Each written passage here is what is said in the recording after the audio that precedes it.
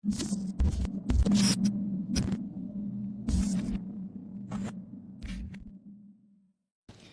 ingin melanjutkan bahasan kita masih di Quran surah kedua Al-Baqarah di ayat ke-21. Setelah diuraikan tentang 4 golongan manusia yang akan ditemukan dalam seluruh aspek interaksi kehidupan kita dimanapun, dan Allah memberikan jaminan bahwa segenap kemuliaan itu akan melekat dengan sesungguhnya pada golongan yang pertama, maka Allah memerintahkan kepada seluruh manusia untuk menempuh jalan ikhtiar sehingga menjadi bagian dari golongan pertama yang dimaksudkan. Sifatnya perintah. Kalau perintah itu maknanya wajib atau pilihan? Wajib. Sifatnya mengikat. Karena itu dalam kaidah pun dikatakan al-aslu fil amri lil wujubi hatta yadullad dalilu ala khilafi. Asal dari makna amr itu, perintah itu mengandung makna wajib. Kecuali dalam kasus-kasus tertentu ada satu isyarat-isyarat dalam bahasa balaghah atau bahasa fikih, bahkan dikenal dengan qaridah. Keterangan-keterangan lain yang menunjukkan bahwa hukum wajib itu bisa bergeser. Bisa ke sunnah, bisa ke mubah. Seperti perintah makan. Itu menggunakan fi'il amr. Perintah makan pertama dalam Al-Quran, itu ada di Al-Baqarah ayat 168. Ya ayyuhan nasu kulu. Hai semua manusia, makanlah kalian. Ya, untuk memenuhi kebutuhan fisik. Kulu itu bentuk fi'il amr, jama' dari kata kul. Akala ya'kulu, fi'il amrnya kul, jamaknya kulu. Tapi apa hukumnya makan, ya kan? Nah, ini tidak bisa kita hukumi misalnya wajib. Kalau hukumi langsung wajib, Anda yang nggak makan sekarang dosa. Nanti ada keterangan-keterangan lain, ya. Allah. Nanti babnya banyak sekali. Supaya kita tidak langsung melompat, kita kembalikan dulu kepada ayat bahasan. Nanti setelah sampai ke bahasannya akan dibahas juga turunan-turunan hukumnya. Termasuk sebab-sebab yang terkait dengan itu semua.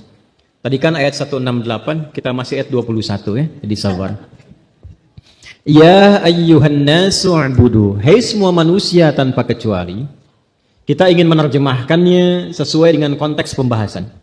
Jika kalian ingin masuk ke dalam golongan yang pertama, mendapatkan kebahagiaan, kesuksesan yang sejati, bukan semu sifatnya. Sukses di dunia, tapi nestapa di akhirat. Jadi kalau diberikan pilihan begini, pilih mana? Sukses di dunia, tapi sengsara di akhirat, atau sengsara di dunia, tapi sukses di akhirat?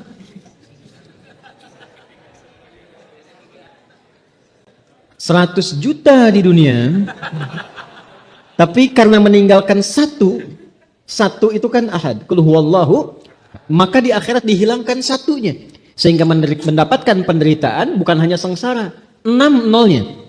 Itu baru 1 juta. Kalau 100 juta berarti 8 nolnya. Kalau satunya hilang, sisanya tinggal berapa? 0. Nolnya 8 dong. Ingat ya, nolnya berapa? 8. Jadi kalau Anda memilih 100 juta meninggalkan sholat subuh, dunia terlihat seperti menyenangkan, tapi akhiratnya menjadi bencana. Ketika satu ditinggalkan, maka tersisa berapa?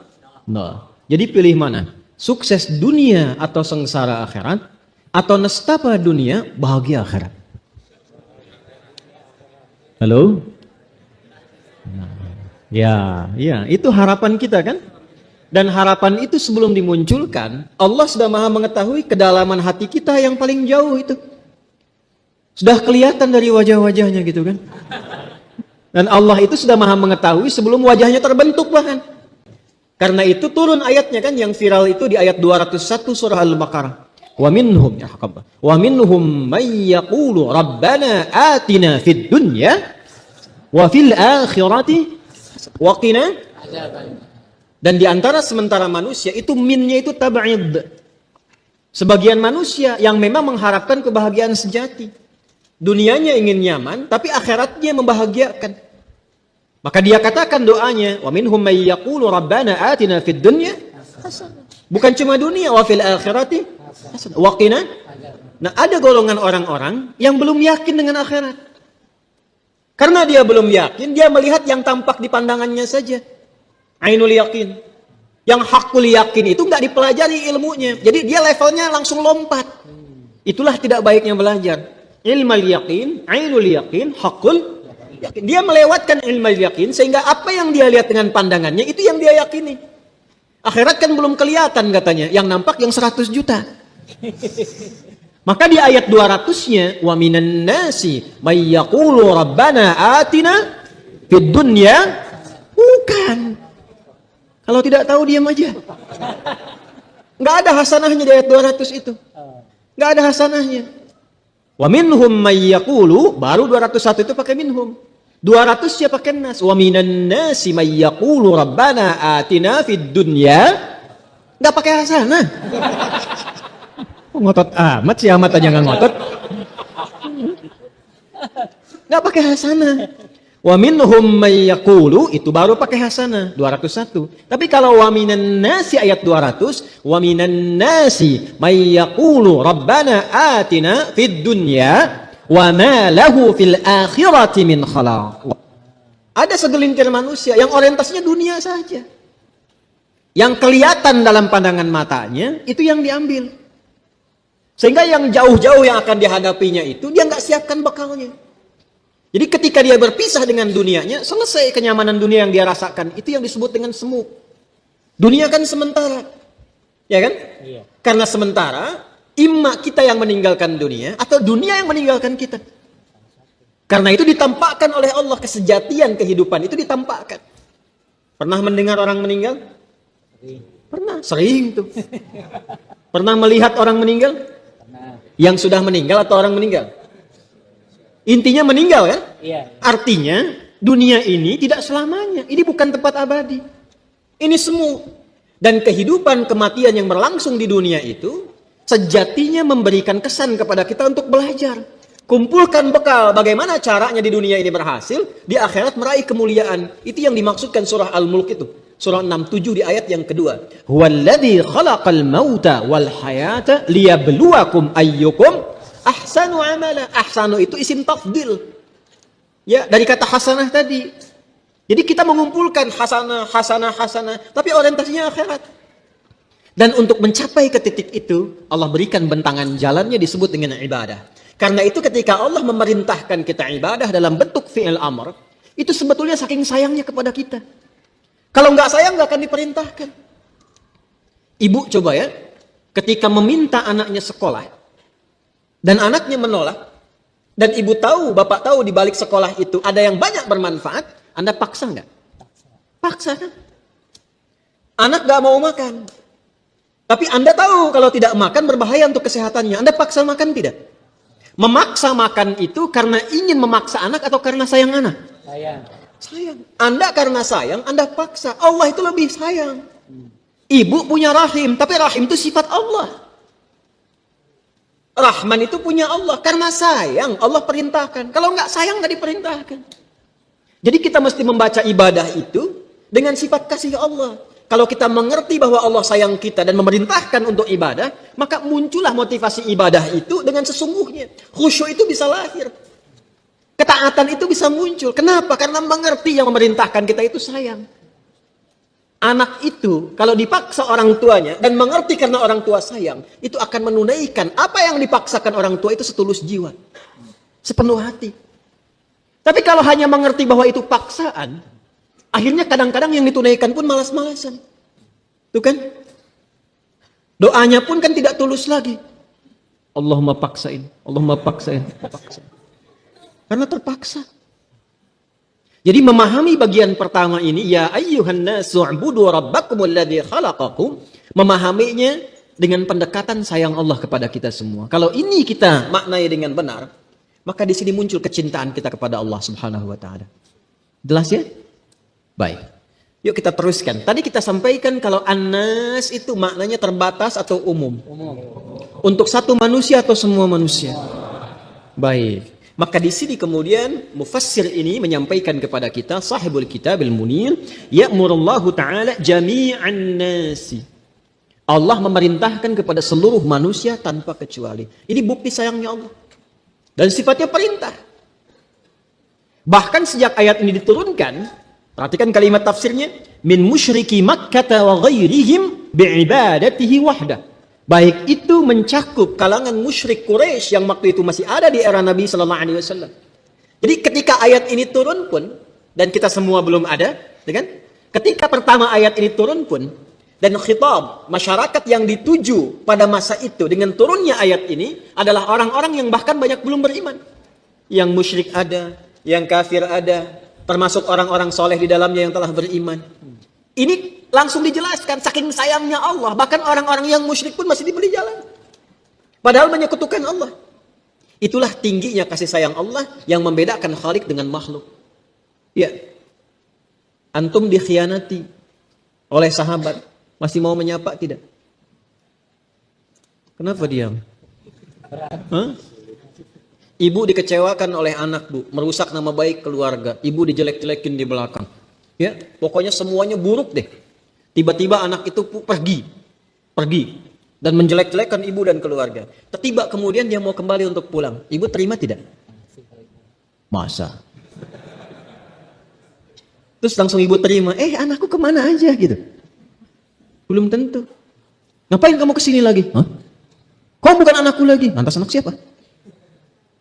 Ya, bisa terjadi itu. Allah tidak. Seburuk-buruk hamba, berlumur kemaksiatan dan salah dosanya, itu masih disebut hambaku oleh Allah. Hambaku. Disamakan panggilannya dengan orang yang paling soleh, ibad. Itu di Quran surah 39 Az-Zumar ayat 53 itu. Qul, viralkan ya Muhammad SAW. Bahasa kekinian viralkan. Qul, viralkan Muhammad SAW. Ya ibadiyalladzina asrafu ala anfusihim la taqnatu min rahmatillah.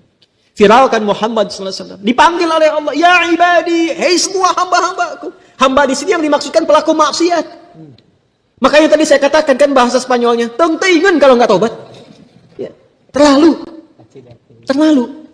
Karena itu menyentuh semua jenis dosa. Hambaku, kata Allah. Ya aku ciptakan sendiri. Diberikan petunjuk, kenikmatan, kebaikan. Kamu sekarang banyak berbuat dosa. Berlumur dengan maksiat. Jangan putus asa dari rahmat Allah subhanahu wa ta'ala. La taqnatu min rahmatillah. Jangan putus asa. Itu Allah sendiri yang menyampaikan. Kamu jangan putus asa ya. Sepanjang kamu masih hidup, ada kesempatan untuk balik. Ini yang menjadikan saya tuh kadang saya nggak bisa menghukumi gitu pelaku maksiat. Seburuk apapun. Tapi berkeinginan terus untuk mendoakan supaya taubat. Karena Allah itu Maha Rahman. Dan kalimat setelahnya, innallaha yaghfirudz dzunuba jami'an. Semua dosa kalau kamu sekarang mau kembali, aku ampuni, kata Allah. Itu israf. Israf itu sesuatu yang melebihi batas kewajaran. Pernah menghadiri satu pernikahan, resepsi? Pernah ada prasmanannya? Kebolehan makan di prasmanan itu sekali atau 2 kali? Sekali. Boleh nambah? Boleh. Kalau nambahnya 9 kali bagaimana? Masuk, keluar lagi, ganti baju, masuk lagi. Pakai jurus mahasiswa. Tertentu, nggak semua begitu. Ya? Masuk, ganti. Kan tidak demikian ya? Itu israf namanya. Berlebih di luar batas kewajaran. Makan durian boleh? Boleh. 1 truk. Itu israf. Wa kulu washrabu wala tusrifu. Jangan israf. Ada orang berbuat dosanya israf. Di orang israf berdosa tuh gini, pelaku maksiat yang israf itu, kalau belum melakukan satu dosa, satu kesalahan, orang lain mendahului, gelisah. Dia dapat info nih, di Bantar Gebang tuh ada pelaku begini, dia belum melakukan, keduluan saya, langsung dia kerjakan. Itu israf. Itu orang seperti itu pun, Allah memberikan harapan-harapan yang tinggi kepada mereka untuk bertobat. Diberikan kesempatan. Karena itu sekali lagi cara membaca ayat ini, mesti dengan keyakinan. Dan membaca sayang Allah kepada hamba. Ya ayyuhan nasu u'budu rabbakumul ladzi khalaqakum. Ya'murullahu ta'ala jami'an nasi min musyriki Makkah wa ghairihim bi'ibadatihi wahda kama amarahum 'ala lisanil anbiya'is sabiqin fi qawlihi ta'ala wa laqad ba'atsna fi kulli ummatin rasula an i'budullaha wajtanibut taghut. Quran surah ke-16 An-Nahl ayat 36. Dan ternyata ini belum selesai. Ternyata kasih sayang Allah ini Bukan hanya diberikan kesempatannya kepada umat yang saat ayat ini diturunkan, bukan. Bukan hanya umat Nabi Muhammad saja. Sampai kita sekarang, sampai nanti kehidupan berakhir. Bahkan ketentuan ini berlaku sejak mula manusia berkehidupan dan ditugaskan nabi-nabi, ditugas sesuai dengan masanya pada masa itu. Maka turunlah Quran surah ke-16 ayat ke-36. Walaqad ba'athna fi kulli ummatin rasula. Dengan keagunganku kata Allah, kami utus di setiap umat itu, setiap generasinya ada rasulnya. Ya, ada rasulnya. Apa tugasnya? Ani abudullaha wajtanibut taghut. Untuk mengajak umatnya itu, generasinya, supaya mempraktekkan ikhtiar ibadah. Beribadah kepada Allah dan meninggalkan, menjauhi segala yang menyimpangkan ketaatan pada Allah Subhanahu wa taala. Jadi cara membacanya rahmatullah. Ya. Yuk kita buat untuk memudahkan tuh, buat begini dulu bagannya. Masih ingat golongan pertama itu yang ideal disebut golongan apa? Takwa ya. Di sini golongan takwa. Ya. Ini golongan pertama. Dijamin sukses dan bahagia. Untuk menjadi bagian dari golongan pertama ini, jembatannya, jalannya secara singkat disebut dengan ibadah.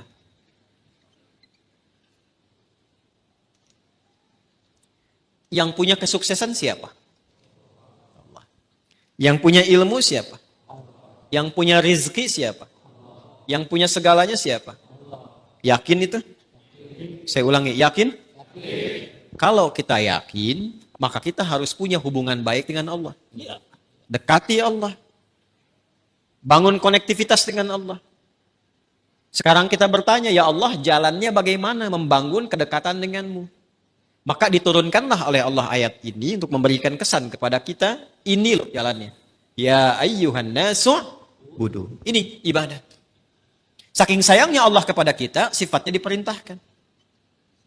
Ibadah itu, tulisan Arabnya begini, ain, ba, alif, dal, ta. Ibadah. Pelaku ibadah itu disebut abdun. Ya. Abdun. Jamaknya disebut ibad. Jamaknya apa? Ibad. Awas, hati-hati. Dan yang paling menarik, puncak tertinggi yang teristimewa, yang dilekatkan oleh Allah kepada nama makhluknya itu, nama hambanya itu abdun. Nama istimewa itu. Jadi ketika Allah ingin mengistimewakan seorang hamba, di puncak keistimewaan penghambaannya, itu disebut dengan kalimat abdun, untuk menunjukkan kesungguhan ibadahnya. Kalau Nabi, Rasul, itu tugas yang melekat. Ketika membawa naba, disebut Nabi. Nubuwah, membawa berita-berita besar, nubuwah disebut Nabi. Ketika membawa risalah, disebut dengan Rasul. Itu tugas yang melekat. Tapi ketika mendapatkan keistimewaan karena tingginya tingkat penghambaan, itu berubah. Namanya bukan nama tugas lagi, tapi nama status penghambaannya. Karena itu Rasulullah SAW ketika mendapat undangan langsung dari Allah Subhanahu Wa Taala melalui peristiwa Isra dan Mi'raj itu tidak dipanggil dengan nama tugasnya sebagai Rasul atau nama pembawa nubuah sebagai Nabi, tapi dipanggil dengan puncak penghambaannya kepada Allah, yaitu Abdun. Buka Quran surah ke-17 ayat yang pertama. Subhanalladzi asra bi'abdihi. Bukan birasulihi, bukan binabiyihi. Subhanalladzi asra bi'abdihi. Ini. Ya, tuh. Tafsir di belakang. Jadi ini puncaknya. Jadi Anda kalau ingin bangun satu pemahaman, kalau kita ingin korelasikan ke sini, untuk menjadi takwa, maksimalkan ibadah. Ketika seorang hamba maksimal ibadah, maka status dirinya di hadapan Allah menjadi istimewa dan naik. Ketika naik itulah panggilan Allah datang kepadanya dengan menggunakan kata abdun, jamaknya disebut dengan ibadun. Wa idza sa'alaka ibadi anni fa inni qarib. Jadi ketika kita dipanggil ibad itu ya ibadi wa idza sa'alaka ibadi wa ibadur rahman, sejatinya bukan hanya menunjukkan kasih Allah kepada kita, tapi memotivasi kita untuk meningkatkan ibadah. Supaya apa? Supaya bahagia. Supaya sukses. Supaya bertransformasi dari muslim jadi mukmin, dari mukmin jadi muttaqin. Nanti puncaknya setelah muttaqin ada muhsinin namanya. Karena itu orang-orang muttaqin, kalau dia jadi muhsinin, itu tingkat tertinggi dari apa yang bisa diraih untuk mendapatkan rahmat Allah Subhanahu wa taala. Levelnya selalu naik. Jelas sampai di sini? Ya. Jadi ini yang mesti kemudian kita optimalkan jalan ini. Dan menariknya, Bapak Ibu sekalian, ketika Allah meminta untuk meningkatkan ibadah, semua diberi kesempatan. Bahkan pada yang belum beriman pun. Lalu ketika dia sudah beriman pun berbuat maksiat, itu masih diberi peluang untuk taubat. Dan dipanggil dengan kalimat yang tinggi, ibad. Qul ya ibadiyalladzina asrafu ala anfusihim. Makanya tidak ada satu kalimat pun, lafaz pun dalam Al-Quran, kecuali mengandung nilai-nilai kasih dan kemuliaan dari Allah Subhanahu wa taala kepada seluruh hamba-hambanya. Itu kalau kita baca Quran, dengan membacanya sesuai dengan cara-cara yang kita pelajari saat ini, tidak ada satupun respon kita, komen kita, kecuali kalimat fabi ayyi ala'i rabbikuma. Coba deh baca kalimat itu. Kenapa kemudian disebutkan lagi? Itu ada kesan yang sangat mendalam, sangat luar biasa. Ini poinnya. Jelas sampai sini? Paham ya? Jadi semenjak ayat itu diturunkan, maka berlaku untuk semua kalangan pada masa itu, dan selanjutnya untuk kita semua sampai generasi-generasi mendatang. Yang paling menarik, kasih Allah ini tidak hanya dikhususkan untuk umat Nabi Muhammad SAW. Dijelaskanlah di Quran surah ke-16 ayat 36. Bahkan kata Allah, umat sebelumnya pun saya berikan kasih yang sama. Walaqad ba'atsna fi kulli ummatin rasula. Setiap umat itu, setiap pergantian generasi. Generasi awal Adam meninggal dunia, muncul generasi selanjutnya, wafat lagi, muncul generasi selanjutnya. Setiap muncul generasi baru, diutus oleh Allah langsung, dipilih seorang pembawa risalah untuk membawa misi kasih yang langsung disampaikan dari Allah Subhanahu wa taala. Adam meninggal, muncul umat. Bukankah diutus Nuh alaihissalam? Nuh meninggal, muncul umat lagi terus sampai Ibrahim. Masa Nabi Ibrahim bahkan nabinya dua. Ada 2 distrik, 2 nabi. Nabi Ibrahim, Nabi Lut alaihissalam. Nanti meninggal, lahir lagi Nabi Ismail, lahir lagi Nabi Ishak. Dari Ishak turun Yakub, dari Yakub turun Yusuf. Setiap ganti generasi ada nabinya. Jelas? Apa tugasnya? Ani'budullaha, supaya semua nabi ini mengajak umat di masanya untuk optimal beribadah kepada Allah. Apa manfaat ibadah itu? Meningkatkan takwa. Apa manfaat takwa? Mempercepat sukses dan kebahagiaan. Paham sampai sini? Baik. Kita belum sampai ke detail ibadahnya, baru sampai ke sini dulu. Jadi kalau diperintahkan ibadah, cara merasakannya jangan menjadi beban kewajiban. Cara bacanya itu baca sebagai kasih Allah kepada kita. Kalau menjadi beban, nanti berat menerimanya, malas menunaikannya.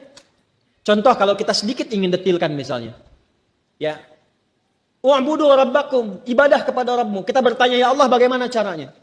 Lalu dirinci dalam Al-Quran, ya, tentang kualifikasi orang takwa. Ibadah pertamanya dalam bentuk sholat. Alladzina yu'minuna bil ghaibi wa yuqimunas sholat. Sholat kan, contohnya satu. Kita turunkan sholat misalnya. Nah ketika dicontohkan detailnya satu, sholat. Nah, maka cara membaca sholat ini ketika akan ditunaikan, jangan dipahami sebagai perintah formal ibadah. Walaupun memang itu perintah. Sholat hukumnya apa? Wajib. Wajib sifatnya apa? Kewajiban kan? Yang harus kita tunaikan. Bentuknya perintah kan? Wa aqimus sholat. Tunaikan oleh kalian sholat. Perintah mengandung unsur wajib. Wajib berarti harus dikerjakan kan? Nah perintah itu turun dasarnya sebagai kasih Allah. Jadi kalau perintah itu cuma bentuknya saja, formalnya untuk diberikan kepada kita. Tapi di balik perintah itu yang harus kita rasakan dan tanamkan ke jiwa kita.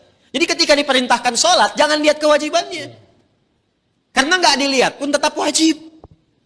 Paham? Yang dirasakan itu maknanya. Apa hikmahnya di balik ini? Karena itu ketika Nabi diutus pun bukan hanya menerangkan ini kerjakan, ini tinggalkan, tapi hikmahnya apa?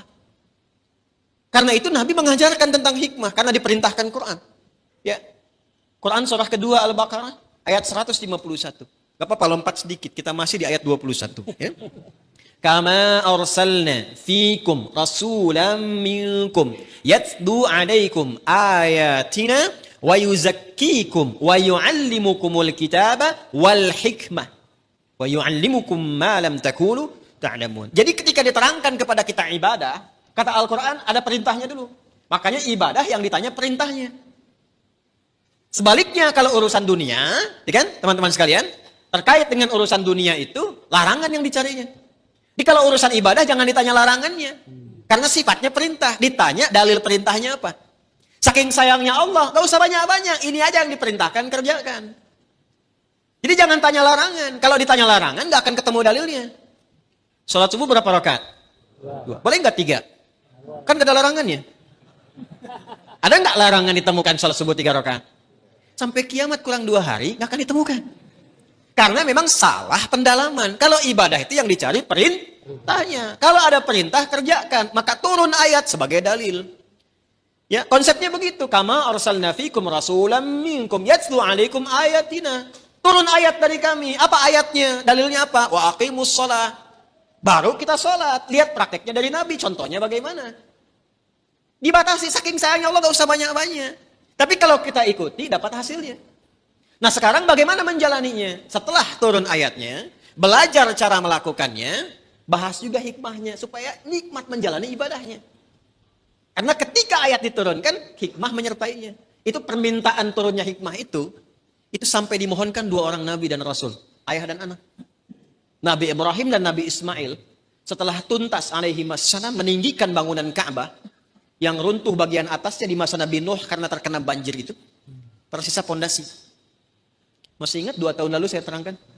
Ya kan? Pondasi bahasa Arabnya kalau satu kaidah. Kalau banyak jamak qawaid. Meninggikan bahasa Arabnya rafa'a yarfa'u. Ya. Yarfa'u. Ka'bah itu pertama kali ditetapkan oleh Allah sebagai kiblat manusia disebut bait. Inna awwala baitin wudi'a lin-nas, bait. Di Ali Imran ayat 96 itu. Di era Nabi Nuh alaihissalam terkena bagian banjir atasnya, tersisa pondasinya. Ka'bah ada berapa titiknya?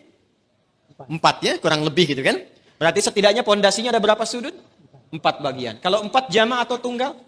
Jama'. Berarti harus bentuknya qawaid. Meninggikan tadi apa? Yarfa'. Apa yang ditinggikan? Bait. Buka Al-Baqarah ayat 127. Paling kiri sebelah atas di mushaf. Wa idh yarfa'u Ibrahimul qawa'ida minal baiti wa Ismailu. Ada ayatnya? Wa idh yarfa'u Ibrahimul qawa'id minal bait wa Ismailu. Dan ketika Ibrahim alaihissalam meninggikan bangunan Ka'bah itu, pondasi Ka'bah itu ditinggikan kembali. Disertai oleh Ismail, ada takdim wa ta'khir. Kenapa Ismailnya diakhirkan? Jadi kalau katanya menyatu bersamaan, Allah bisa katakan begini misal di luar Al-Qur'an ya. Wa idh yarfa'u Ibrahimu wa Ismailu. Tapi di sini Ismailnya di akhir. Wa idh yarfa'u Ibrahimul qawa'ida minal baiti wa Ismail. Kalau keduanya subjeknya disatukan, itu pekerjaannya sama bobotnya. Tapi kalau yang satu diawalkan, yang satu diakhirkan, maka yang diakhirkan itu bantu-bantu saja. Makanya tugas awalnya untuk Nabi Ibrahim. Nabi Ibrahim ketika melangkahkan kaki pertama untuk membangun sesuatu, langkah untuk menunjukkan kemuliaan membangun sesuatu, itu makam namanya. Makanya tapaknya makam Ibrahim itu kan ada ya. Ya, kekinian itu lokasinya. Nah, di situ pertama kali itu menapak untuk meninggikan kembali. Begitu kemudian mau membangun, meninggikan, anak datang. Nanti saya rinci saat Idul Adha. Datang merasakan beban ayah. Itu tidak mudah menemukan anak yang ketika ayahnya kerja, merasakan itu ingin bantu. Itu nggak mudah. Bagaimana bisa begitu? Nanti pas khutbah Idul Adha saya terangkan. Singkatnya datang bawa batu. Batu bahasa Arabnya itu hajar. Ya. Kalau disusun-susun jadi satu bagian disebut hijr. Kalau menjadi ruangan disebut hujrah. Maka datang bawa batu disusun-susun itu. Nah bagian itulah yang disebut dengan hijr Ismail sekarang. Asalnya begitu. Nah secara singkatnya ketika sudah jadi bangunannya itu berdoalah kepada Allah. Di antara doanya itu yang ayat 129.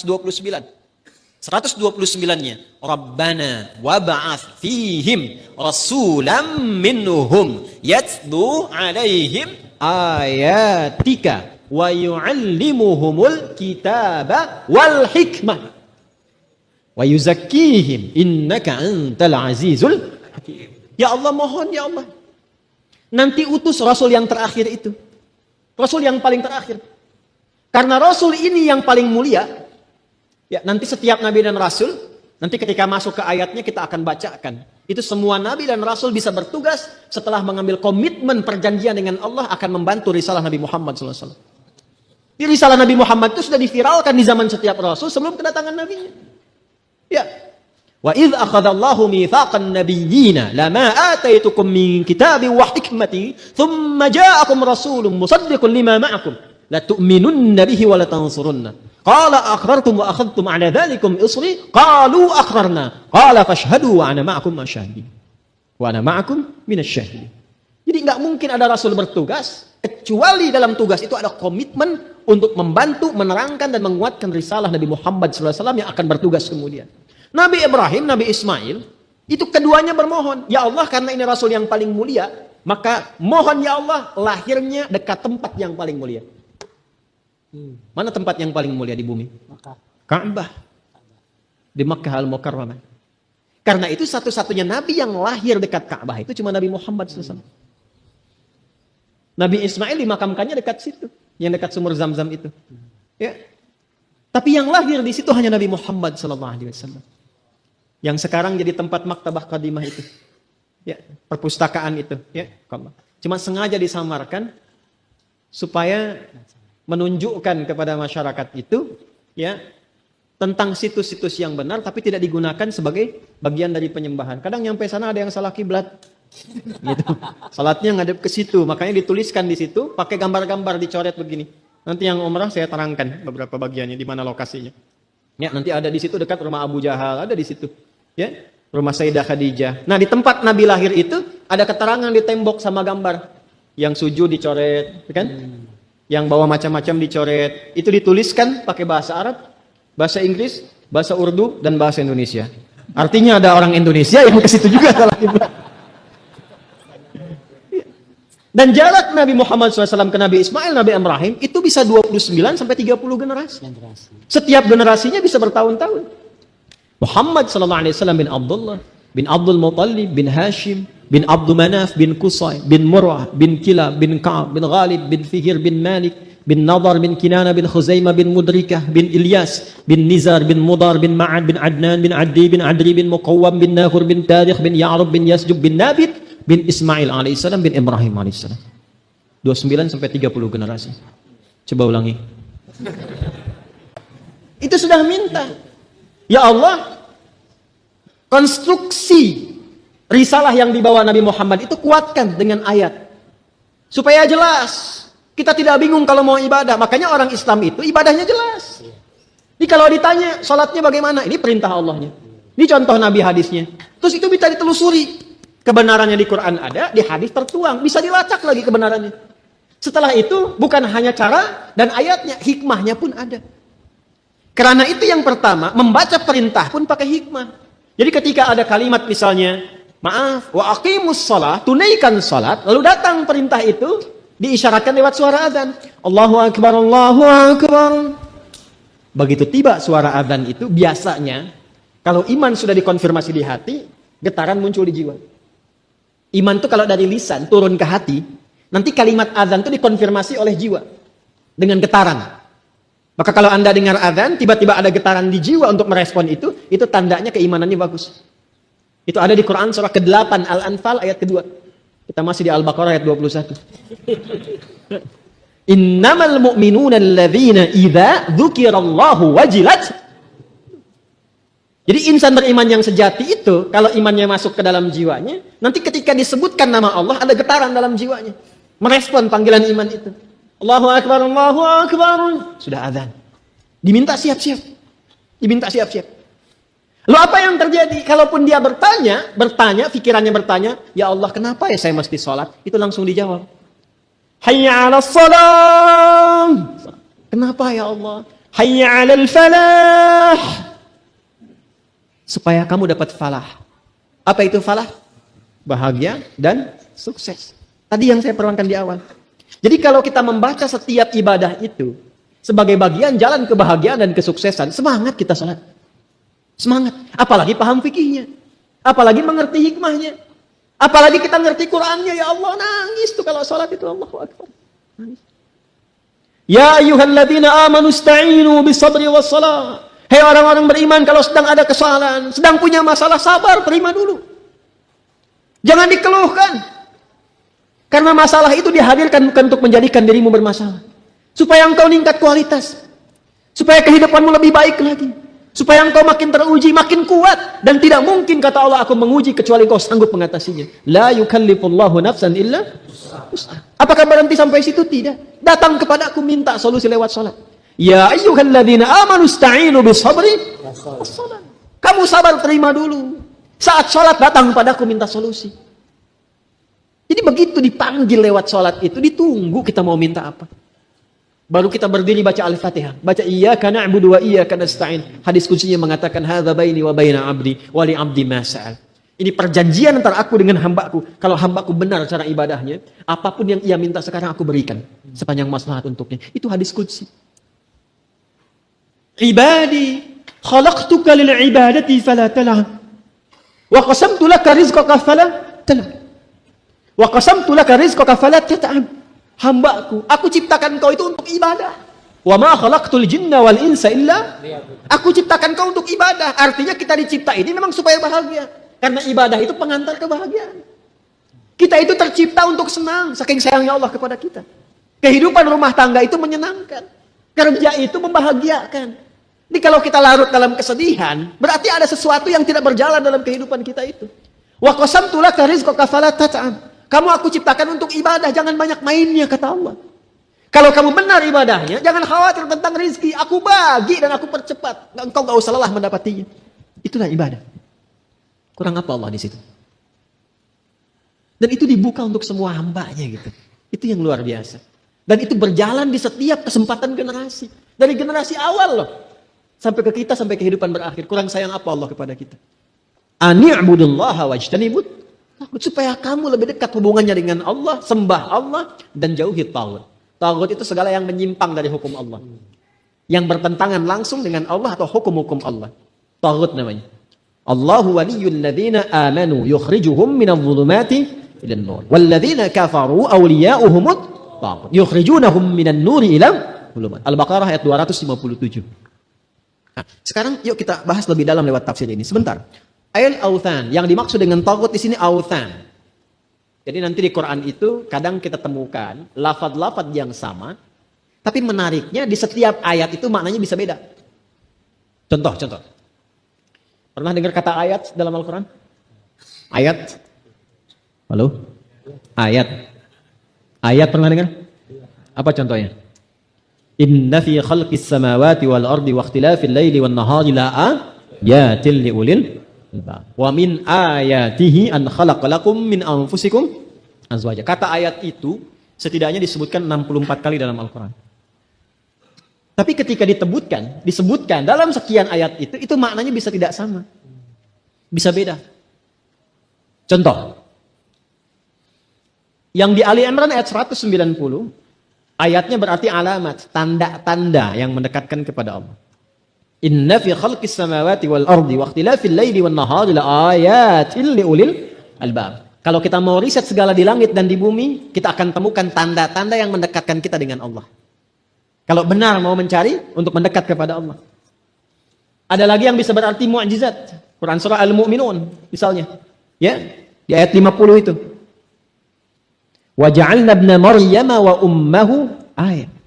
Kami jadikan Maryam, anaknya Maryam itu Isa alaihi salam dan ibunya ayat, mukjizat yang ditampakkan oleh Allah langsung kepada kita. Lahirnya adalah mukjizat, wafatnya pun mukjizat. Ya kan? Dari ayat 50 sampai 55 itu. Kemudian bisa berarti apa lagi? Bisa berarti tanda, bisa berarti mukjizat, bisa berarti hukum. Aturan-aturan. Kadzalika yubayyinullahu lakum ayatihi la'allakum ta'qilun. Demikian diterangkan kepada kalian hukum-hukum Allah. Itu bisa banyak maknanya. Nah, terkait dengan itu, di sini pun taghut itu maknanya bisa banyak. Bisa langsung segala perbuatan yang menyimpangkan diri dari Allah, bisa langsung ke bendanya, bentuknya. Contoh. Kalau di masa jahiliyah itu yang disebut taghut itu authan atau asnam. Ada authan, ada asnam, itu beda. Kalau authan pakai ta. Ikuti, ta. Nah, jadi ta itu yang kayak ta, tapi titiknya 3 ya. Ta. Itu paling mudah gini latihan awalnya. Lidahnya gigit dikit sedikit ujungnya. Ta. Ta. Jangan kenceng-kenceng nanti copot. Ta. Ta. Ta. Ta. Itu. Nah, ta ya. Hampir agak sama dengan za. Da. Di. Ya. Authan. Ada authan, ada osnam. Ya. Kalau authan, jamak dari wasnun atau wasanun, itu patungnya terbuat dari batu. Ya. Kalau osnam, jamak dari sonamun, patungnya terbuat dari kayu. Ya. Dulu yang dituhankan dan menjauhi Allah pada masa itu, banyak bentuk patung-patung. Baik dibuat dari batu atau dari kayu. Bahkan orang jahiliyah tuh kreativitasnya tinggi banget. Ada yang dari roti. Roti ada. Ya, dulu kan kisah Umar yang viral sebelum masuk Islam kan masih ingat? 2 tahun lalu saya ceritakan. Yang jualan Tuhan begitu kreatifnya menggunakan Tuhan dalam bentuk roti bahan bakunya. Jadi bentuknya Lata, Azza, Manat itu dibuat dalam bentuk roti, dia jualan. Situasi panas, ketemu lapar nggak ada makanan. Lagi jualan Tuhan, lapar. Akhirnya belum ada yang beli, disimpanlah sebagian Tuhan berbentuk roti itu yang dipertuhankan di depannya. Tuhan maafkan aku lapar katanya. Pinjam dulu tanganmu, nanti aku ganti. Sampai habis ternyata kepalanya dan seterusnya, sampai habis selesai. Makanya kadang Umar itu setelah masuk Islam suka senyum sendiri, suka sedih sendiri. Itu bersamaan. Tapi senyum dan sedih dalam konteks perenungan. Bukan di setiap situasi senyum sendiri. Itu kurang sehat ya. Nah, kembali kepada apa yang ingin saya terangkan, yang dimaksud authan. Nah, saya mau bicara begini yang ingin saya sampaikan. Kalau kita menemukan kata taghut di dalam Al-Qur'an, secara intinya adalah berbagai hal yang menjauhkan kita dari Allah. Atau yang menyimpangkan kita dari Allah. Sesuatu yang melampaui batas dari kata tagha. Idhhab ila fir'auna innahu tagha. Nanti pelakunya disebut taghin, jamaknya disebut taghut. Jadi segala yang menjauh dari ketentuan Allah Subhanahu wa taala. Nah, cara menyikapi ini pun sangat menarik dari Al-Qur'an ini. Ya, bukan unsur kekerasan, unsur celaan misalnya, ya kan? Tapi yang dikaji unsur ilmiah. Sehingga menghadirkan kesadaran tertinggi dalam jiwa kita. Contoh begini. Coba buka Quran surah 21. Ya, kita kan masih di ayat 21 ya, Al-Baqarah. Ini surah 21, ayat 52. Al-Anbiya ayat 52. Kisah Nabi Ibrahim alaihissalam. Jadi beliau itu ingin menguji itu. Ya. Jadi ini menunjukkan dalam Al-Quran kita boleh menguatkan keyakinan kita dengan meriset. Ya, kalau sudah yakin sudah bagus kita komparasikan untuk menghadirkan keyakinan yang tinggi. Nabi Ibrahim itu melakukan riset untuk menguji apakah yang dipertuhankan di era beliau itu benar-benar Tuhan. Atau ada kesalahan konstruksi pemikiran yang harus diluruskan. Dan itu didialogkan. Jadi beliau pertama berdialog dengan dirinya sendiri dulu. Itu yang viral di surah Al-An'am itu. Falamma janna alaihi al-lailu ra'a kaukaba. Sebentar, lompat dulu ya. Yang ini kan tadi saya sebutkan Al-Anbiya. Simpan dulu itu. Kita lompat dulu sejenak ya ke surah Al-An'am. Falamma ya janna alaihi al-lailu ra'a kaukaba. Beliau kemudian malam itu melihat ada benda langit.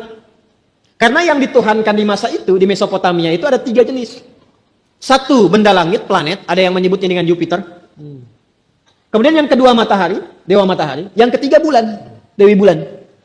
Dan itu yang mendetilkan itu hanya Al-Quran. Hanya Al-Quran. Di kitab lain itu hanya ditemukan jejak-jejak patung yang dipertuhankan. Quran merinci sampai ke situ. Dan ternyata ketika diriset, ditemukan betul 3 bagian ini. Dewi bulan, dewa matahari, dan Jupiter. Maka apa yang terjadi? Diriset oleh beliau. Didialogkan dengan intelektualnya dulu. Malam-malam begitu melihat kemudian planet berkilau. Qala hadza rabbi. Oh, ini mungkin yang dipertuhankan oleh kaumku. Maka tatkala itu tenggelam, falamma afala, kok bisa Tuhan nggak punya kekuatan mempertahankan diri? Kalah gitu kan oleh cahaya, hilang itu. Wah, ini sih bukan Tuhan. Maka falamma ra'al qamara bazighan qala hadza rabbi. Ketika melihat rembulan bercahaya sendirian, memantulkan cahaya, ya, indah sendiri. Oh, ini mungkin yang dipertuhankan oleh kaumku. Rabbi di situ itu maksudnya yang dipertuhankan kaumku. Jelas. Maka falamma afala, tatkala itu hilang karena muncul siang, rembulan hilang. Kok bisa Tuhan kalah oleh siang? Kok bisa tenggelam? Falamma ra'a asy-syamsa bazighatan qala hadza rabbi hadza akbar. Ketika melihat mentari lebih besar, ini mungkin Tuhan yang dimaksudkan, lebih gede. Tapi tatkala datang malam itu pun hilang. Maka disitulah kemudian beliau bermohon, ya Allah, aku hanya pasrah kepadamu saja. Maka muncullah viral di situ, inni wajjahtu wajhiya lilladzi fataras samawati wal ard, dan seterusnya, yang kemudian menjadi doa bagian dari iftitah dan diviralkan konsisten oleh sahabat Ali bin Abi Thalib radhiyallahu taala anhu. Yang menarik setelah mengetahui hakikat itu, diujikan itu semua lewat dialog sosial. Yang pertama dipertanyakan dulu kepada ayah dan kaumnya. Ada yang menyebutkan paman atau kolega. Terlepas dari tafsir itu, secara singkat kerabat terdekatnya yang membuat patung. Maka beliau kemudian heran begini kalimatnya. Kembali ke Al-Anbiya ayat 52. Idh qala li abihi wa qaumihi ma hadhihi tamathilul lati antum laha akifun. Ketika beliau mengonfirmasi kepada koleganya, saya artikan kolega karena ada beberapa pendapat tafsir. Ada yang menyebutkan ayahnya, ada yang menyebutkan pamannya. Maka dikonfirmasikan termasuk ke kaumnya. Ini apa sih yang membuat kalian begitu fokus sehingga berpaling dari Allah? Intinya begini, yang harusnya minta ke Allah, menjauh dari Allah. Yang harusnya menyembah Allah, tidak menyembah Allah. Saking fokusnya, itu gak bisa dipalingkan. Akifun itu dari kata akafa. Ain, kaf, fa. Akafa itu artinya sikap fokus pada sesuatu yang sulit dipalingkan. Mata sulit berkedip, wajah sulit berpaling. Melihat begini saja. Adi, nengok susah. Bahkan ketika dipaksa bisa marah. Makanya ketika Nabi Ibrahim terus mendesak, mereka mengancam. Kamu nggak suka sama yang kami pertuhankan? Kalau nggak kami hukum, kami lemparin kau, katanya kan? Sampai terakhir, beliau berikan satu pelajaran utuh secara sosial dengan menjadikan ini yang fenomena yang hebat ini. Terjadilah dialog intelektual di situ. Datang ke tempat sesembahannya, beliau coba hancurkan tuh yang kecil-kecilnya, jadikan kapak itu digalungkan kepada yang besarnya. Ya, begitu datang kaumnya kemudian mengonfirmasi, siapa yang berbuat ini? Apa kata Ibrahim? Secara singkat, tanyakan pada yang besar itu. Kan itu yang pegang kapaknya, kan? Maka kaumnya berkata, gimana bisa jawab, bicara aja enggak? Maka Ibrahim kemudian membalikkan situasi itu. Lantas mengapa kalian pertuhankan yang tidak bahkan bisa bicara kepada kalian sekalipun? Bahkan tak mampu menolong kolega-koleganya sesama Tuhan. Maka di situ diam. Dan ketika biasanya seseorang terdesak dan tidak punya argumen, maka pribadi yang diserang. Makanya kalau sudah menyerang pribadi, artinya sudah tidak punya argumen intelektual. Saya bercerita tentang Ibrahim dan kaumnya. Lalu, maka diseranglah kemudian secara pribadi, dihukum, ingin dilemparkan ke dalam api yang berkobar. Tapi Allah berkehendak lain. Ya narukuni bardan wassalamu ala Ibrahim. Tapi kisah viralnya bukan itu. Kisah viralnya pindah ke surah Maryam, surah 19 ayat 49 sampai dengan 50. Tolong garis bawahi ini. Tolong garis bawahi. Ya. Sebab kalau garis atas nggak nampak itu serius bawahnya. Garis bawah. Quran surah 19 ayat 49. Ini kaitan dengan ibadah. Fokus baik-baik ya. Fokus baik-baik. Sebelum sampai ke ayat itu saya tanya dulu. Teman-teman pernah dengar kan kisah Nabi Ibrahim? Ya. Yang dibakar itu kan? Ya. Lalu Allah selamatkan kan? Betul. Dengan menjadikan apinya apa? Dingin. Bukan cuma dingin. Dingin menyelamatkan. Karena ada dingin membekukan, ada dingin menyelamatkan. Dingin membekukan itu disebut zamharir. Nanti di antara neraka itu ada yang sifatnya membekukan. Nanti satu saat kita bisa nonton itu. Ya, bisa nonton, bisa. Karena di Quran dibalik itu. Ya, fal yaumal ladzina amanu minal kufari yadhakun. Pada saat ini nanti orang-orang beriman itu balik menertawakan orang-orang yang ingkar. Jadi ada orang-orang yang ingkar menertawakan orang beriman, mempermainkan saat di dunia. Begitu meninggal di akhirat dibalik oleh Allah. Kamu tonton aja mereka tuh katanya. Nanti ada di barisan tribun khusus ya, yang bisa melihat keadaan ahli neraka itu. Ada. Ya, ada. Jadi bisa melihat tuh. Agar jangan kepleset aja situ tuh. Ya. Nanti bisa kelihatan yang di bawah. Nanti kan ada dialog gitu. Masalakukum fi saqar? Qalu lam nakum minal. Ada yang nggak sholat ditanya sama penduduk surga. Kamu kenapa ada di situ, John? Aduh, saya nggak sholat saat di dunia. Ada di sini. Ya, nanti ada yang begitu, nanti ada yang suka meledek saat di dunia yang tertawain. Di akhirat balik ditertawakan, diperintahkan tertawanya. Tertawain mereka kata Allah itu. Jadi Allah itu maha adil, apa yang nggak bisa dijangkau di dunia, diberikan saat di akhirat. Tapi jangan beriman dengan niat menertawakan orang-orang yang ingkar, tidak. Tidak. Ya. Itu hanya kemuliaan Allah untuk memberikan rasa keadilan. Paham sampai di sini? Nah, saya ingin balikan situasinya. diselamatkan kan oleh Allah. Iya. Ya, bardan wa salama. Kalau cuma bardan saja beku. Tapi wasalama dan memberikan keselamatan. Jadi ada dingin yang melahirkan keselamatan, kebaikan-kebaikan. Tapi setelah itu apa yang terjadi? Ketika dibakar ternyata tidak mempan, bukankah penguasanya pada saat itu membuat isu? Ya kan? Saya bicara tentang era Nabi Ibrahim ya. Ya. Maka disebarkanlah informasi pada saat itu dan diviralkan. Wah, ini kayaknya tukang sihir nih. Jinnya kuat banget. Maka dibikin hoax menyebar. Ini jinnya kuat banget katanya. Daripada jadi malapetaka di negeri ini, lebih baik kita usir saja. Maka diusirkan beliau. Ya kan? Halo? Diusir kan? Ya. Diusirlah dengan istrinya Sarah. Jadi ternyata jalan ibadah itu nggak mudah. Ya, nggak mudah. Mungkin lebih sulit daripada jalan ninjamu yang kau tempuh. Ini status itu. Tapi ternyata di balik kesulitan itu selalu ada kemudahan. Jadi jangan lihat sulitnya, lihat hasilnya. Inna ma'al usri yusra. Karena memang hasilnya istimewa, dibuat berliku itu supaya kitanya itu bisa lebih kuat, bisa lebih tangguh. Jadi menghadapi ibadah yang lainnya sudah kuat perangkat tubuh kitanya. Bagaimana bisa dilatih dengan banyak sholat kalau tahajud saja kita tidak mampu? Maka tahajud itu kadang awalnya berat. Tapi kalau sudah mampu melakukan, kangen kita. Bangun terlambat tuh bisa menyesal. Ya Allah, terlambat saya. Padahal bangunnya tuh jam 4:20. Ya, masih ada 15 menit itu bisa bangun, bisa katakan terlambat tuh. Kan sekarang kurang lebih 4:37 kan? Anda bangun 4:30 itu bisa menyesal. Subuh 4:37, biasanya bangun 7:34. Ya kan? Wajib tertinggal, tapi ketika terlatih dengan ibadah yang maksimal, itu bangun 4:30 itu masih menyesal, ya Allah, kok saya terlambat, masih bilang terlambat. Padahal subuh belum tiba. Itulah indahnya ibadah itu seperti itu. Jadi jangan posisikan sesuatu yang mungkin terasa sulit di awal, itu bisa memberikan beban, tidak. Cara pandangnya akan ada kenikmatan setelah itu. Maka apa yang terjadi? Ini fitrah ibadah. Jangan dikira untuk beribadah itu begitu mudah. Ya, sama, Anda ingin sukses, jangan dikira membalikan telapak tangan langsung sukses. Mesti ada jalan kan yang ditempuh. Apa Anda berkata, saya ingin ke kajian, seling langsung ada di sini? Tidak. Anda harus melewati hujan kan? Ya kan? Dulu orang mendaki gunung lewati lembah. Ya kan? Sekarang menempuh jalan yang berliku untuk datang ke sini. Kalau Anda tidak punya harapan mendapatkan sesuatu, kenapa Anda harus menempuh jalan ke sini? Karena itu keyakinan itu penting. Maka apa yang terjadi? Ketika keyakinan itu diarahkan hanya lillah. Ini poinnya. Maka Allah berikan pendampingan kepada kita untuk memudahkan, plus janji, jawaban bagi setiap yang Anda mohonkan, bahkan yang mustahil menurut manusia. Maka turunlah Quran surah 19, Maryam ayat 49 untuk merespon itu. Falamma i'tazalahum wa ma ya'buduna min dunillahi wa habna lahu Ishaq wa Yaqub. Itu Ishaknya belum lahir. Yakubnya belum ada. Dan belum terjadi. Itu kadar Allah langsung. Jadi ternyata ketika Anda meninggalkan sesuatu yang dirasakan, menyenangkan, membahagiakan, tapi itu menyimpang dari ketentuan Allah, dan Anda ingin kembali kepada jalan Allah yang benar, mungkin awalnya nggak mudah. Tapi ternyata ketika Anda milih saja ikhlas karena Allah, itu Allah sudah menyiapkan rencana yang sangat luar biasa. Mungkin nggak sekarang, tapi nanti. Karena kenikmatan terbesar itu ketika kita melewati banyak rintangan, dan ketika mendapatkan hasilnya, nikmatnya berbeda dengan seketika Anda mendapatinya. Contoh gini nih, suasana begini, Anda pengen sekutang, bisa. Ini bukan kode ke panitia ya, bukan. Karena saya nggak biasa mengajar sambil minum, karena nggak mungkin.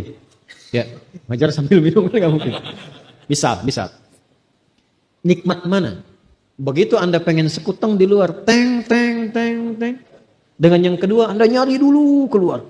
PTM gak dapat ke Galaksi sampai ke Kemang, terus muter. Belok lagi sampai ke Pondok Gede, muter. Nggak ada.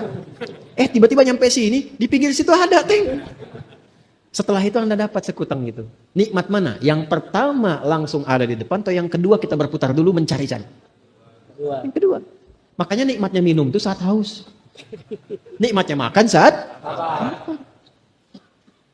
Karena itu terkadang kita itu memohon kepada Allah, kadang-kadang nggak langsung terkabul seketika.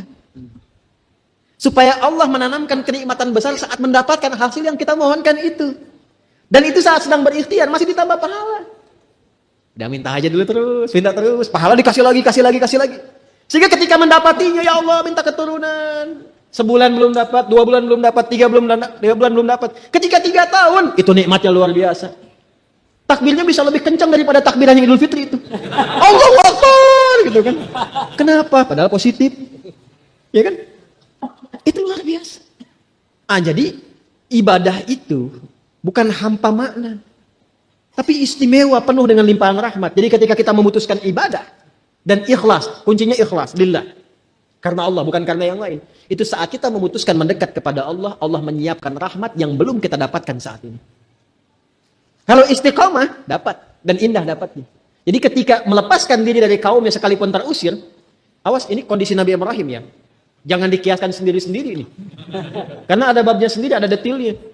Jangan setelah ini Anda resign pekerjaan misalnya apa. Lalu Anda katakan video Ustaz Adi Hidayat. Tidak.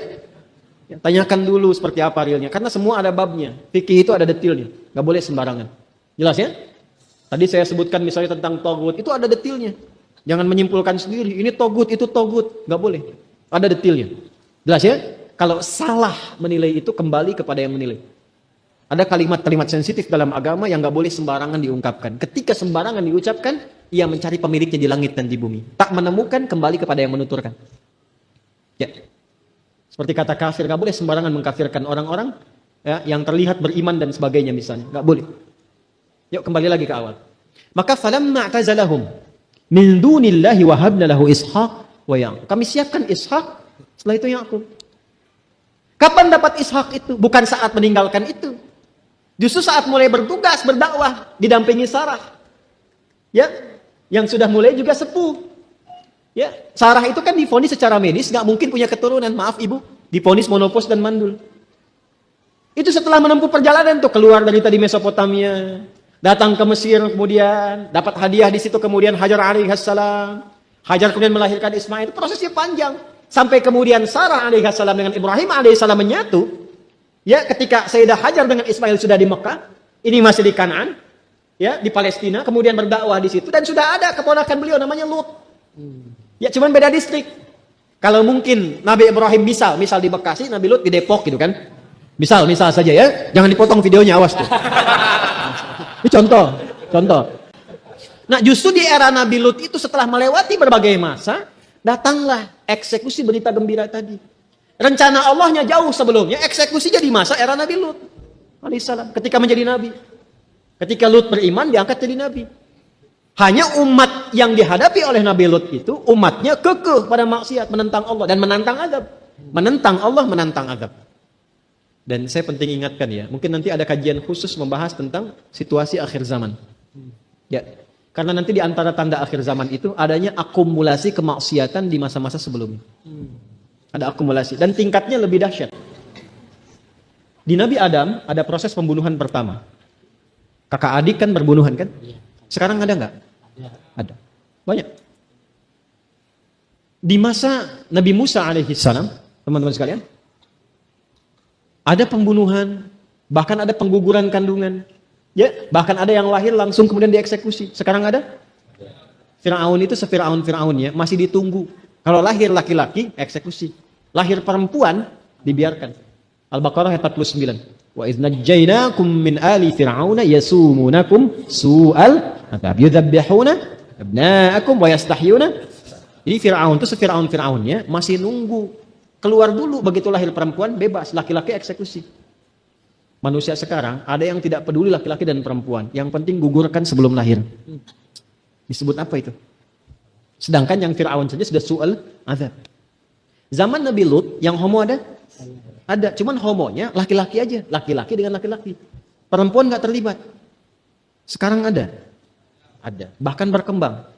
Perempuan bisa dengan perempuan, laki-laki dengan laki-laki. Bahkan sekarang bisa ada yang mencoba bertukar peran.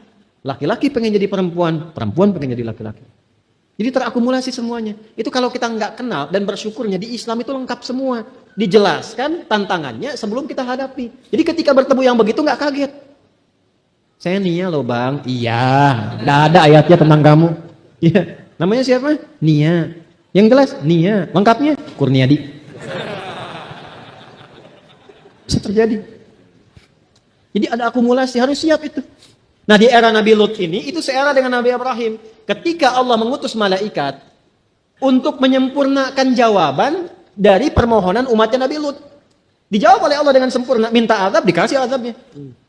Ya, maka diutus para malaikat itu datang ke kompleknya Nabi Lut. Cuman para malaikat itu sebelum datang ke tempat Nabi Lut, mampir dulu ke tempat Nabi Ibrahim. Tadi saya ilustrasikan kan, kalau Nabi Ibrahim di Bekasi, Nabi Lut di mana? Ya, contoh kan. Datang dulu ke tempat Nabi Ibrahim. Itu mampirnya itu kalau ibadah kita sudah tinggi, dampaknya itu sosialnya juga akan tinggi. Di pancaran spiritual itu memancarkan kemuliaan sosial. Makanya orang sholat itu kalau benar sholatnya, itu ibadah sosialnya tinggi. Karena fungsi sholat yang pertama, tanha anil fahsya wal. Nah, praktek fahsya dan mungkar itu, mencegah keduanya, itu sifatnya sosial. Maka dari itu ketika Nabi Ibrahim dan istrinya Sarah alaihi wassalam tinggi ibadahnya kepada Allah, datanglah rombongan malaikat tadi menyamar dalam bentuk manusia. Itu diviralkan di Quran surah 51 Adz-Dzariyat dari ayat 24 sampai ayat 30. Hal ataka hadithu dhaifi Ibrahim al-mukramin. Indah sekali, Bu, Pak. Saya sarankan ya, mulai sekarang keluarkan kisah-kisah viral dalam Al-Quran. Nanti sebelum anak-anak tidur, bacakan ceritanya. Saya kalau anak-anak saya itu mau tidur minta cerita, biasanya saya suka ceritakan tentang kisah Nabi, Rasul dengan pendekatan kekinian. Jadi tanpa disadari mereka juga menghafal. Jadi ketika nanti menghafal surat dan ayatnya akan lebih cepat. Ya, Ahmad itu jenderal dalam tanda petik. Kemarin ngawal saya itu. Itu kalau ditanya dia jawab tuh. Nabi apa yang ditelan ikan paus? Yunus katanya. Nabi apa yang punya tongkat? Musa. Nabi apa yang menakwilkan mimpi? Yusuf. Ceritakan. Ya, daripada kisah yang aneh-aneh kan? Ya, dan seterusnya. Kita bawa ke situ. Maka Quran bertanya kepada kita, "Hei, hal ataka haditsu dhaifi Ibrahim al-mukramin?" Kalau kita mengerti bahasa Arab itu ini dalam sekali itu. Kamu pernah dengar kisah Ibrahim dan tamu-tamunya enggak? Idh dakhalu alaihi faqalu salama. Ketika tamunya itu datang mampir ke tempatnya, mereka mengucapkan salam. Assalamualaikum. Qala salam. Dijawab Waalaikumsalam. Jadi kalimat Assalamualaikum warahmatullahi wabarakatuh, kalau ingin dipersingkat tulisannya, bukan bacaannya. Kalau ingin dipersingkat, boleh dituliskan salam. Singkatan itu ada di Quran. Ada di Quran, Quran surah 51, ayat 24. Idh dakhalu alaihi faqalu salama. Qala salam. Jadi kalau Anda menulis di WA misalnya kan, atau kirim SMS, ingin menyingkat biar nggak kepanjangan karakter hurufnya, tulis salam. Ya, bacanya Assalamualaikum, kan? Warahmatullahi wabarakatuh. Tulisannya apa? Salam, misalnya kan? Itu bisa disingkat. Jawabannya qalu salama. Tapi kalau Anda ingin tuliskan lengkap, bagus. Assalamualaikum warahmatullahi wabarakatuh. Itu di An-Nisa ayat 86. Wa idza huyyitum bi tahiyyatin fahayyu bi ahsani minha aw rudduha. Jawab dengan yang lebih lengkap. Maka apa yang terjadi? Qaumum munkarun. Dilihat oleh beliau. Ini bukan orang kompleks sini. Orang asing. Bukan orang Bekasi nih. Depok juga bukan beginian penampakannya nih. Depok ketahuan tuh. Ya, ini bukan orang Depok nih, bukan orang sini. Karena beda, tampannya lain. Depok beda. Bekasi nggak sama. Qaumum munkarun, ini bukan orang sini. Karena tahu itu bukan orang situ, beliau berpikir, ini cara berpikirnya luar biasa nih. Karena tahu bukan penduduk lokal dan bukan tempat-tempat yang biasa beliau kenal, padahal beliau suka berpetualang, makanya disebut Ibrahim. Ibrahim itu nanti punya dua makna. Satu, ada yang mengatakan dari Abun Rahim, bapak yang sangat penyayang. Nanti saya jelaskan kemudian. Ada yang menjelaskan sebagai sang penyeberang yang suka berdakwah dengan melintasi tempat-tempat. Ya, datang ke sini dan sebagainya. Itu beliau sudah tahu, oh ini wajah-wajah Mesopotamia, ini wajah-wajah Mesir. Ini mah bukan. Tampannya luar biasa, tegaknya, bagusnya dan sebagainya. Ya, kau memungkinkan karena tahu ini bukan orang lokal, orang asing, maka nggak banyak ditanya. Beliau berpikir mungkin lelah di perjalanan, nggak banyak diinterogasi, langsung disuruh masuk duduk. Apa yang terjadi? Faragha ila ahlihi faja'a bi'ijlin samin. Maka bertanya kepada istrinya, "Ma, kita punya menu terbaik apa untuk menjamu tamu kita di malam ini?" Sempat-sempatnya malam-malam bikin gulai sapi. Malam-malam untuk menjamu tamu itu. Cuman persoalan mulai muncul. Faqarrabahu ilaihim qala ala ta'kulun. Tuh tamu setelah dihidangkan, udah gulai, udah ada semuanya. Itu cuma dilihat begini. Nggak dimakan. Tangannya nggak bisa gerak ke situ. Dari atas lihat ke bawah, kakinya nggak napak.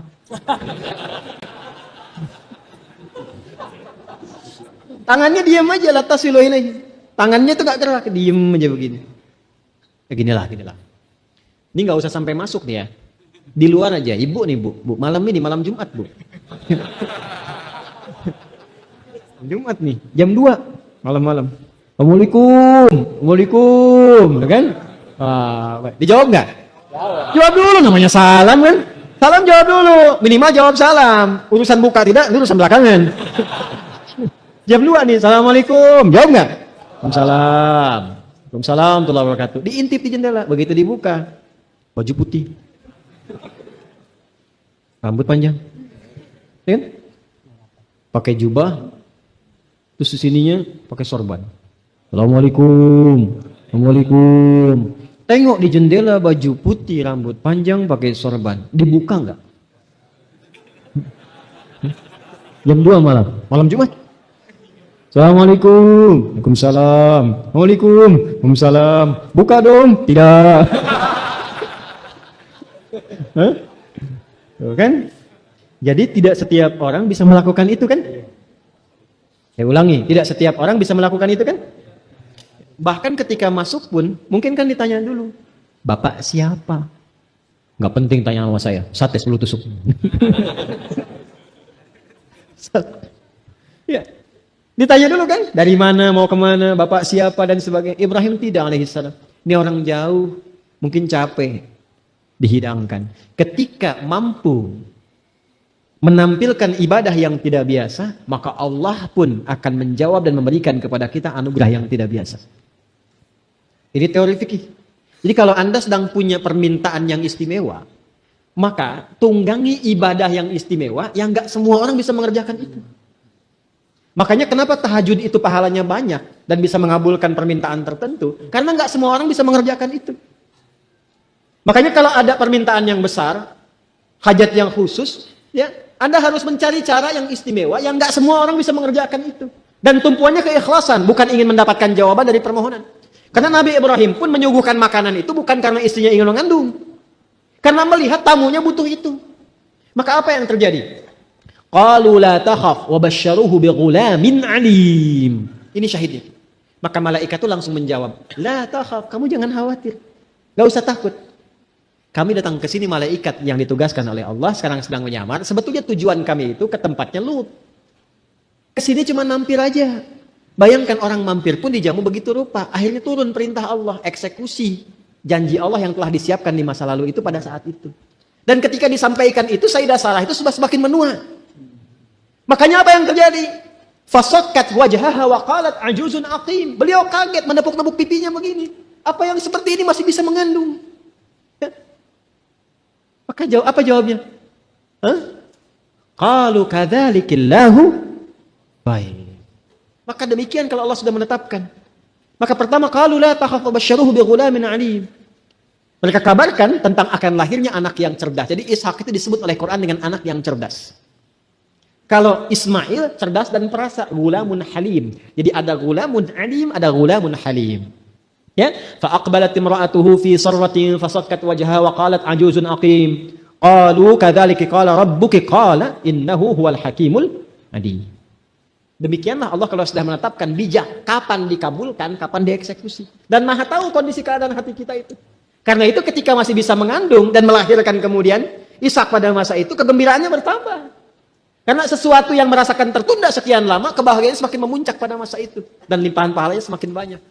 Itulah terkadang ibadah kita sekarang itu bisa mengabulkan doa kita mungkin beberapa masa yang mendatang. Bahkan menghadirkan anugerah pada yang tidak pernah kita minta. Jadi kalau Anda sedang bekerja tiba-tiba dapat proyek, mungkin bukan karena ikhtiar Anda saja.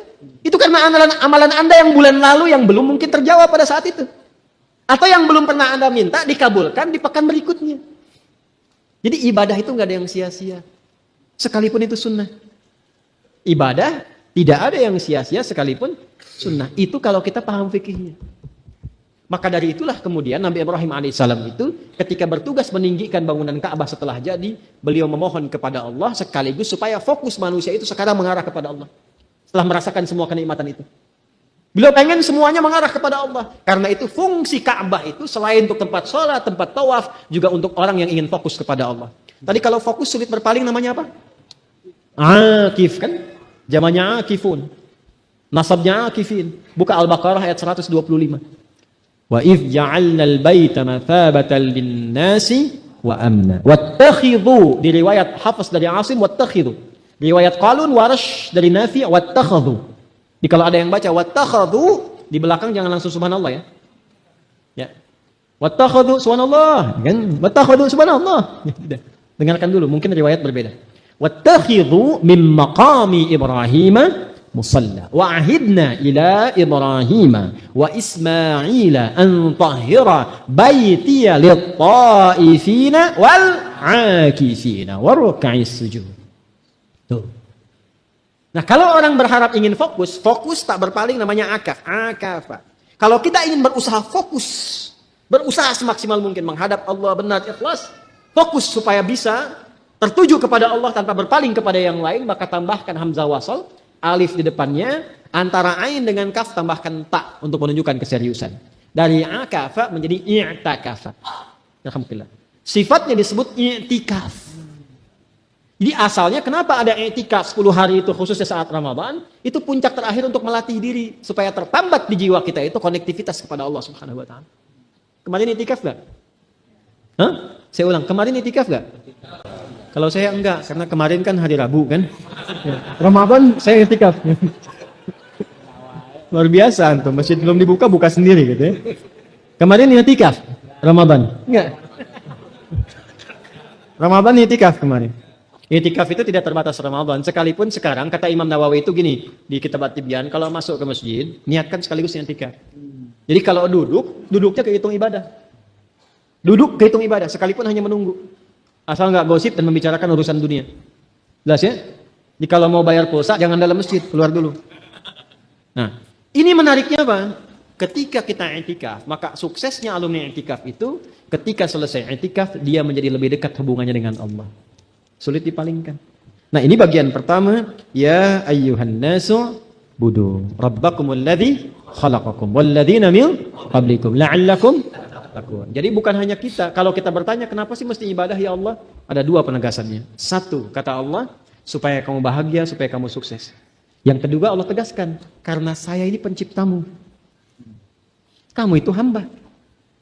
Dan kamu saya ciptakan memang tujuannya untuk ibadah. Wa ma khalaqtul jinna wal insa illa liya'budun. Maka dari itu kemudian ditegaskan teman-teman sekalian, wassababu anna hadha rabbal 'azim yastahiqqu ifraduhu bil ibadati li'annahu khaliqul 'ibadi jami'ihim. Dan kenapa kita mesti menyembah beribadah kepada Allah? Karena memang Allah ini, sebab yang demikian, karena memang Allah ini satu-satunya Tuhan yang agung yang memang berhak untuk disembah karena mencipta kita. Kalau menciptakan terserah yang menciptakannya. Mau menjadikan ciptaannya apa? Halo? Anda bikin handphone, terserah Anda kan handphonenya mau diapakan? Mau diutak-atik? Utak-atik ketok jadi TikTok. Bisa. Mau bikin Anda aplikasi apa saja silakan. Ya Anda yang bikin, terserah Anda kan? Ya. Kalau buatan Anda disoal kan Anda bilangnya apa? Terserah saya yang bikin. Gitu kan? Anda bikin sendal di komen orang, Anda bilang terserah saya yang bikin. Ya kan? Nah sekarang Allah mencipta kita, masa Anda mau nyoel? Ya? Kenapa engkau perintahkan aku sholat ya Allah? Terserah saya yang bikin. Ya. Ini kan logika kita dipakai kan? Jadi kita ini punya Allah, terserah Allah mau diapakan juga. Iya, tuh, tahu belakang. Paham ya? Jadi kalau kita masih ngeyel, dikasih alasan yang menyenangkan, tetap nggak dipahami. Supaya kamu bahagia, terus apa lagi? Supaya kamu senang, apalagi? Supaya kamu sukses, apalagi? Saya yang bikin kamu, terserah saya. Ya, saya yang menciptakan engkau. Bahkan orang-orang sebelum engkau. Bahasa dalamnya itu begini, orang dulu aja yang saya cipta nyembah saya. Masa kamu umat belakangan yang nyembah saya? Orang dulu lebih kuat. Hasilnya bisa abadi sampai sekarang. Firaun itu, Fir'aunnya, hasil piramidanya sampai sekarang masih ada. Namrud bangunan-bangunan itu masih ada. Ya, Lab Ismarna di Libya itu masih ada. Di Jordan itu juga masih ada. Ya, bangunan-bangunan indah dan sebagainya. Kaum Ad, Tsamud itu masih ada sampai sekarang. Dan mereka dibinasakan karena tidak ibadah. Diberikan jalan kebahagiaan abadi, memilih kebahagiaan semu. Sudah semu, sombong. Sudah semu, sombong. Itu yang bahaya tuh. Karena itulah kemudian Allah ingatkan kepada kita, aku pencipta engkau. Aku yang tahu tentang engkau. Aku berikan jalan kebahagiaan. Aku berikan jalan kesuksesan supaya engkau sadar bahwa itu hamba. Bahwa engkau itu hamba. Paham sampai sini? Karena itulah setelah ayat ini disampaikan, Allah menegaskan kepada kita apa yang telah Allah berikan fasilitas kepada kita supaya kita nyaman ibadah. Kalau kita masih masuk ke ayat itu tuh, udah deh. Betapa sadar kita sayangnya Allah kepada kita itu. Jadi tadi kan diperintahkan untuk ibadah kan? Dijelaskan kenapa kita ibadah kan? Dicontohkan di ayat-ayat lain kisah viralnya. Setelah kita katakan, ya Allah saya mau ibadah. Kata Allah nih saya fasilitasi. Jangankan perlengkapan yang kita butuhkan. Desain langit dan bumi pun didesain oleh Allah untuk memudahkan kita ibadah kepadanya. Bagaimana cara Allah mendesain bumi? Apakah bentuknya bulat atau datar? Sehingga banyak diperdebatkan. Bagaimana Allah mendesain langit supaya kita nyaman ibadah? Mendesain lautan supaya kita nyaman ibadah? Itu yang akan kita bahas di pertemuan berikutnya dengan masuk kepada ayat yang ke-22. Sebelum saya tutup, saya ingin menjelaskan tentang satu bagian penting. Perhatikan. Ini yang kemarin ingin saya tegaskan. Wa bima annal asla fi kalimati la'alla litarajji wa tawaqqu. Ini. Wa huwa mustahilun min Allahil qadiril a'la lil 'abdi ad-dha'ifil adna, fa kana al-muradu bihi if'alu dzalika rajina al-wusula littaqwa. Paham? Tidak. Ya. Karena la'alla itu dalam bahasa Arab itu litaraji wa tawaqqu, seperti yang saya sampaikan kemarin. Dan tadi saya ulangi kembali. Taraji itu huruf yang digunakan untuk mengungkapkan harapan agar meraih apa yang diinginkan, tapi tak mungkin bisa dicapai tawakkul kecuali dengan kesungguhan. Sedangkan untuk menempuh upaya sungguh-sungguh itu bagi Allah itu mustahil. Karena Allah itu ketika kun, fayakun. Nggak perlu ikhtiar lagi. Maka ayat ini ditujukan untuk kita. Artinya apa? Allah itu sebetulnya nggak butuh dengan ibadah kita. Yang butuh kita. Karena itu ketika menggunakan kata la'allakum, itu untuk kamu hambaku, bukan untukku. Aku perintahkan kau ibadah itu jalan untuk kesuksesan. Jalan kebahagiaan yang kamu minta. Yang kamu harapkan, yang kamu mimpikan. Aku berikan jalannya, itu untukmu, bukan untukku. Kamu yang butuh, bukan aku yang perlu. Semuka langit dan bumi tidak sujud kepada aku, tidak akan menurunkan status Allah sebagai Tuhan. Tetap Rabbul Alamin. Karena itulah kemudian penutupnya indah sekali nih, bagus sekali. If'alu dzalika rajinal wusula littaqwa.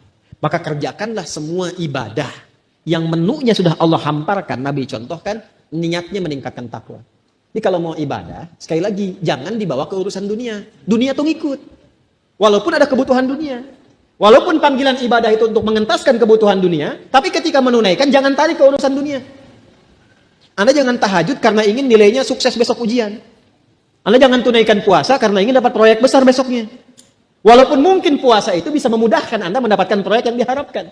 Tapi niatkan ibadah itu sebatas memenuhi kebutuhan takwa kita kepada Allah. Karena kalimatnya berbunyi menunaikan ibadah itu la'allakum tattaqun. Bukan la'allakum tanjihun. Jelas ya? Bukan la'allakum ta'kulun supaya kamu bisa makan. Ya, bukan la'allakum tadinun supaya kamu bisa ngutangin atau melunasi utang. Jadi kalau mau puasa, mau sholat duha, mau infak, mau sedekah, niatkan untuk meningkatkan takwa kepada Allah. Selanjutnya biarkan Allah yang menuntaskan persoalan-persoalan kehidupan kita. Jelas sampai sini? Ini penting saya sampaikan supaya nanti saat mempraktekkan ini semua kita tidak tarik itu ke dalam urusan dunia, terlalu kecil.